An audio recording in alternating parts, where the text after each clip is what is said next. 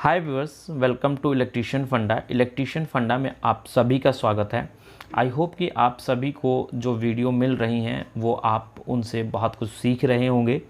जैसा कि पीछे हमने एम्प्लॉयबिलिटी स्किल की बहुत सारी क्लास को कंप्लीट किया है, ठीक है, बहुत सारे मॉक टेस्ट को हमने किया है और कई सारे पेपर को सॉल्व किया है।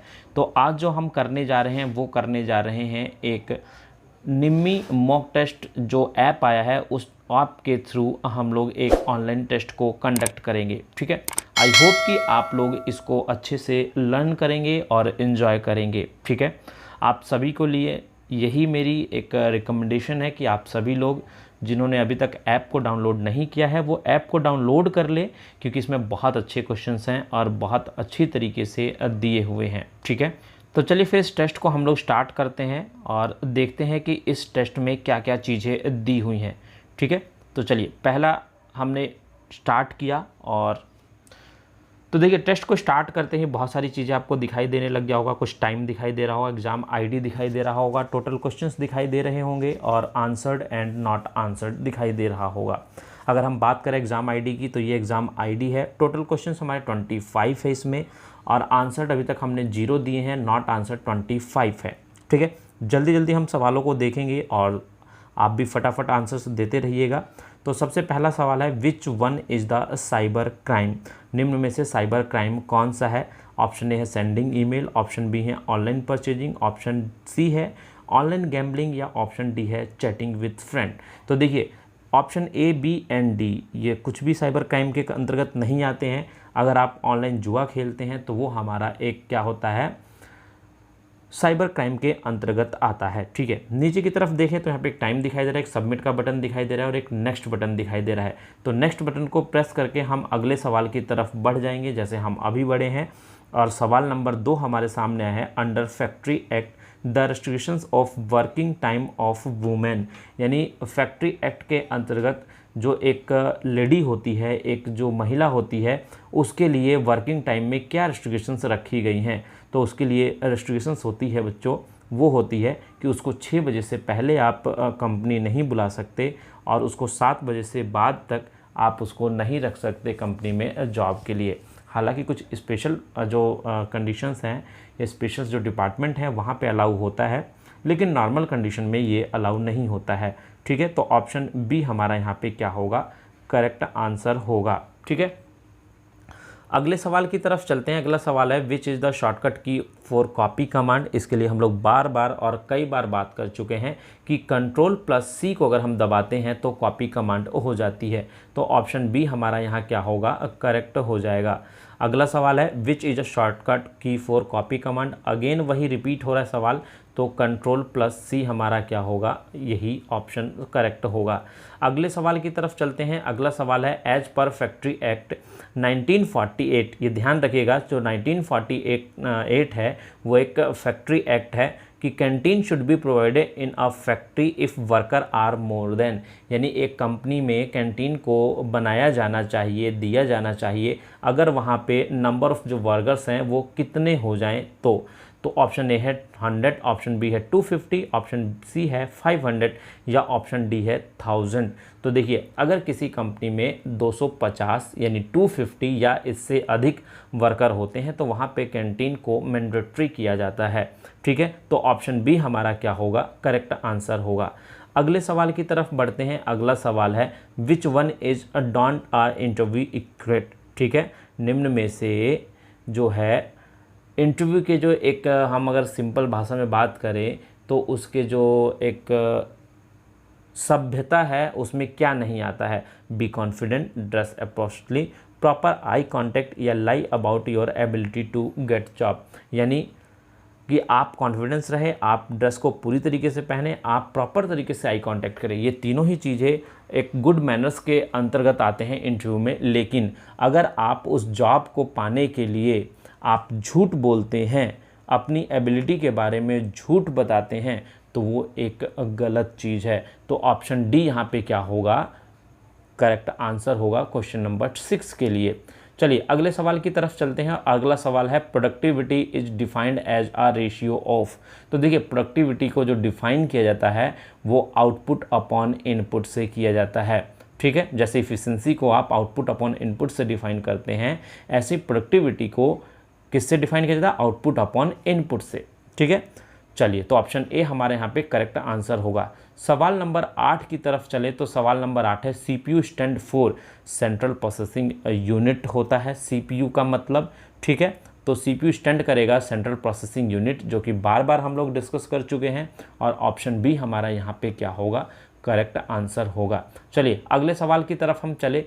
Communication that involve exchanging information without use of word is called, यानी कम्युनिकेशन जो कि इन्वॉल्व है किसमें?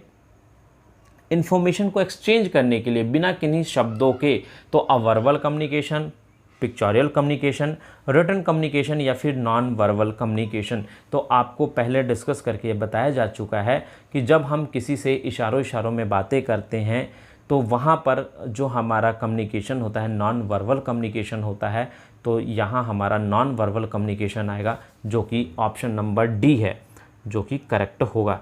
अगले सवाल की तरफ नेक्स्ट बटन को दबाते हुए बढ़ते हैं और सवाल नंबर 10 आता है कि what is the drawback of role playing. Role playing का क्या ड्रॉबैक है? Builds confidence, develop listening skill, doesn't it provide a real solution, develop creative problems. तो देखिए, जो हमारा रोल प्लेइंग है उसका यही ड्रॉबैक है कि वह हमें रियल सिचुएशंस को प्रोवाइड नहीं कराता है। तो ऑप्शन सी जो है वो क्या होगा? करेक्ट आंसर होगा।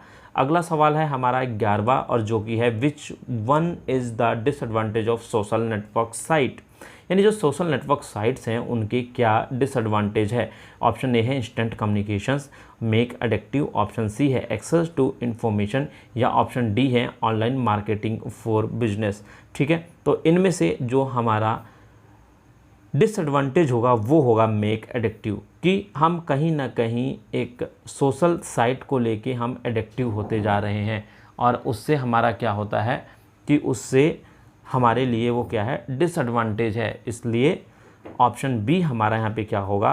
करेक्ट आंसर होगा, ठीक है। अगले सवाल की तरफ चलते हैं और अगला सवाल है word that pronounce the same as another word but differ in a meaning is called, यानी ऐसे शब्द जिनका प्रोनाउंसिएशन तो सेम हो लेकिन वो मीनिंग में अलग हो। जैसे एग्जांपल्स के लिए BY एंड BUY दोनों के प्रोनाउंसिएशन सेम हैं, ठीक है। तो यहाँ पर इसको कहा जाता है होमोफोन, ठीक है। तो ऑप्शन ए हमारा यहाँ करेक्ट होगा। जैसे BY मतलब बाई होता है और इसका अर्थ होता है के द्वारा, ठीक है। और एक होता है BUY, बाई, इसको भी बोलते हैं लेकिन इसका अर्थ होता है खरीदना, ठीक है। तो यहाँ पर दोनों का जो प्रोनाउंसिएशन है वो सेम है, लेकिन यहाँ पर दोनों का जो अर्थ है वो अलग अलग है, तो ये होमोफोन की कैटेगरी में आते हैं। चलिए अगले सवाल की तरफ चलते हैं। अगला सवाल है which one is a cardinal number, बहुत बार डिस्कस कर चुके हैं, तो ऑप्शन ए हमारा क्या होगा? करेक्ट आंसर होगा। बाकी सब हमारे नॉन कार्डियल के अंदर आते हैं। Which one is a not benefit to role playing, निम्न में से कौन सा जो है रोल प्लेइंग के लिए बेनिफिट नहीं है? Build confidence, develop listening skill, option सी है develop creative problem solving skill, या ऑप्शन डी डेवलप बेडरॉल, ठीक है, बॉयडम जो है। तो ये हमारा ऑप्शन डी यहाँ पर क्या होगा? करेक्ट आंसर होगा, ठीक है। अगला सवाल आता है which factor is not concerned with occupational health and safety, निम्न में से कौन सा ऐसा फैक्टर है जो ऑक्यूपेशनल हेल्थ एंड सेफ्टी से कंसर्न नहीं करता है?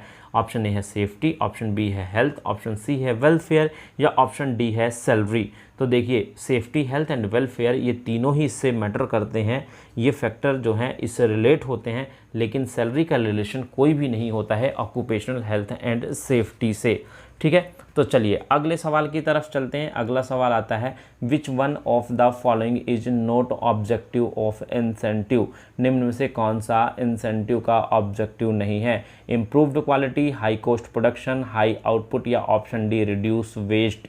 तो देखिए इंसेंटिव क्या होता है? किसी भी कंपनी के द्वारा अपने कंपनी के प्रॉफिट का एक हिस्सा अपने एम्प्लॉय में बांटना, वो क्या होता है? इंसेंटिव के अंतर्गत आता है, जिसके थ्रू जो हमारे एम्प्लॉय हैं उनको एक प्रोत्साहन मिलता रहे और वो कंपनी के टारगेट्स को अचीव करने के लिए अच्छे से मन लगाकर काम करे। ठीक है, तो इसमें अगर हम ऑप्शन बी को देखें कि हाई कॉस्ट ऑफ प्रोडक्शन अगर होता है तो कहीं ना कहीं वो इंसेंटिव को इफ़ेक्ट करता है, तो ये हमारा ऑब्जेक्टिव नहीं होगा। तो ऑप्शन बी हमारा क्या होगा, करेक्ट आंसर होगा। ठीक है, नेक्स्ट सवाल की तरफ चलते हैं। और विच one is a social network site, निम्न में से कौन सा सोशल नेटवर्क साइट है। ऑप्शन ए है आउटलुक एक्सप्रेस, ऑप्शन बी है फेसबुक, या ऑप्शन सी लोटस नोट्स, या ऑप्शन डी है मौजिला। ठीक है, तो सोशल नेटवर्क साइट की बात करें तो फेसबुक, व्हाट्सअप, ऑर्कुट, उसके अलावा ट्विटर, ये सब हमारे क्या हैं, इंस्टाग्राम, ये सब हमारे सोशल नेटवर्क साइट्स हैं। तो यहाँ ऑप्शन बी हमारा क्या होगा, करेक्ट आंसर होगा। अगले सवाल की तरफ चलते हैं। तो अगला सवाल है which one is not essential characteristics to achieve success, यानी सक्सेस को अचीव करने के लिए निम्न में से कौन सा ज़रूरी नहीं है। Commitment, integrity, confidence, unethical work. तो यानी आप अपने काम को कंप्लीट करने के लिए ऐसा कोई भी ना काम करें जो सामाजिक तौर पे सही ना हो। तो unethical work is correct answer for question number 18, यानी ऑप्शन डी क्या होगा यहाँ पे करेक्ट होगा। इसको टिक लगाएंगे और नेक्स्ट बटन को प्रेस करते हुए आगे की तरफ बढ़ जाएंगे। और सवाल नंबर 19 हमारे सामने आ जाता है कि the enterprises engage in the production of goods is non and, यानी ऐसे इंटरप्राइजेज जो कि गुड्स के प्रोडक्शंस में इंगेज होते हैं उनको किस नाम से जाना जाता है। ऑप्शन है मैन्युफैक्चरिंग इंटरप्राइजेज, ऑप्शन बी है सर्विस इंटरप्राइजेज, ऑप्शन सी है माइक्रो इंटरप्राइजेज, या ऑप्शन डी है मैक्रो इंटरप्राइजेज। तो मैन्युफैक्चरिंग इंटरप्राइजेज के नाम से इनको जाना जाता है। तो ऑप्शन ए हमारा यहाँ पे क्या होगा, करेक्ट आंसर होगा। अगले सवाल की तरफ चलते हैं। तो विच one is a web browser, निम्न में से वेब ब्राउज़र कौन सा है। ऑप्शन ए है फेसबुक, ऑप्शन बी है हॉटमेल, ऑप्शन सी है इंटरनेट एक्सप्लोरर, या ऑप्शन डी है आउटलुक एक्सप्रेस। तो देखिए फेसबुक एक सोशल साइट है, हॉटमेल एक मेल साइट है, इंटरनेट एक्सप्लोरर जो है वो हमारा क्या है, एक वेब ब्राउज़र है। इसी की तरह Google Chrome, Mozilla Firefox, safari, ये सब हमारे क्या हैं, एक टाइप के वेब ब्राउज़र्स हैं। ठीक है, इंटरनेट एक्सप्लोरर एंड जो आप एक गूगल क्रोम है, इन दोनों का सबसे ज़्यादा यूज करते हैं।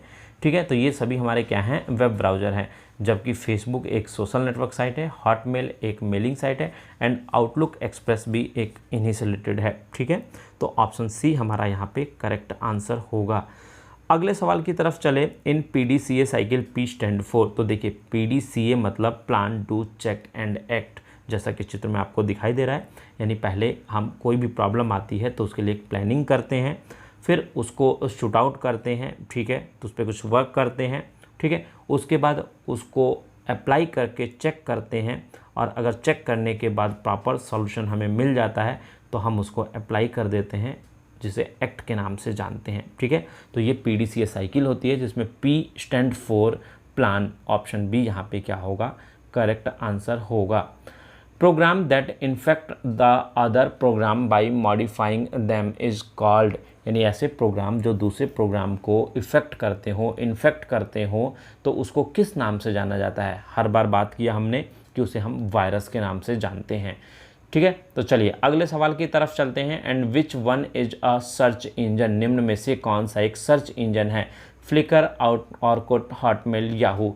कई बार बात हो चुकी है, तो यहाँ पर क्या होगा, याहू जो है हमारा क्या होगा, एक सर्च इंजन होगा, जैसे कि गूगल है। ठीक है, अगले सवाल की तरफ चलते हैं, जो कि सेकंड लास्ट सवाल है इस मॉक टेस्ट का। वो है choose the correct response for a given question, यानी आपको एक करेक्ट रिस्पांस चूज करना है जो सवाल दिया गया है। What did the accident happen, sorry when did the accident happen.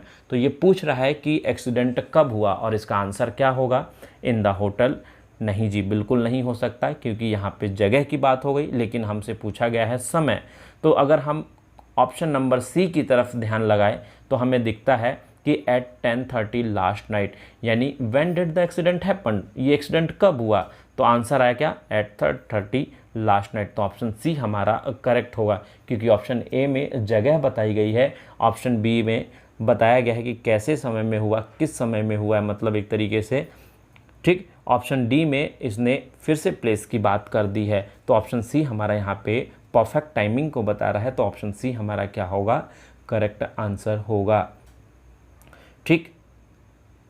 चलिए अगला सवाल है, लास्ट सवाल है, एंड वो है कि head protection is done through, यानी सिर की सुरक्षा किससे की जाती है। ऑप्शन ए है हेलमेट, ऑप्शन बी है गॉगल्स, ऑप्शन सी है ग्लव्स, या ऑप्शन डी है मास्क। तो आपको पता है बच्चों कि सिर की सुरक्षा के लिए हमारे पास हेलमेट का होना नितांत आवश्यक है, तो ऑप्शन ए हमारा यहाँ पे करेक्ट हो जाएगा। बाकी गॉगल से आंखों की सुरक्षा होती है, ग्लव्स से हाथों की सुरक्षा होती है, और मास्क से मुंह एंड नाक के अंदर जाने वाले अनवांटेड जो केमिकल्स, फ्यूम्स होते हैं या फिर कण होते हैं, धूल कण होते हैं, वो नहीं जाते हैं, ठीक है। तो ऑप्शन ए हमारा यहाँ पे करेक्ट आंसर होगा। अब देखिए नेक्स्ट का ऑप्शन ख़त्म हो गया, यानी आगे कोई सवाल नहीं है। सबमिट का आपको पूरे टेस्ट के दौरान दिखाई दिया, जिसको आप कभी भी प्रेस कर सकते थे। अब हम यहाँ पर इसको सबमिट करेंगे, ठीक है। You have attend all the questions and do you want to submit the test. बिल्कुल हम लोग इसको करना चाहते हैं और हमने इसको सबमिट कर दिया, ठीक है। सबमिट करते ही हमारे रिजल्ट को एनालिसिस करता है और यहाँ पे हमारे रिजल्ट को ये शो करेगा, और यहाँ पर आ गया dear Vinay you have score marks 25, you have score 100%, ठीक है। Congratulations, you have got all right answer, take a new test. आप नए टेस्ट को ले सकते हैं। तो बच्चों ये मॉक टेस्ट आपको कैसा लगा ज़रूर कमेंट में लिखिएगा, ठीक है। अच्छी लगी तो लाइक कीजिए और इसको ज़्यादा से ज़्यादा अपने फ्रेंड सर्किल में शेयर कीजिए, ठीक है। और जो लोग नए जुड़े थे वो लोग चैनल को सब्सक्राइब कर बेल आइकन को प्रेस करना ना भूलें, ताकि उनको वीडियो की रेगुलर अपडेट्स मिलती रहे, ठीक है। तो इस वीडियो में फ़िलहाल इतना ही, मिलते हैं नई वीडियो में नए टॉपिक के साथ, तब तक के लिए बाय बाय, टेक केयर।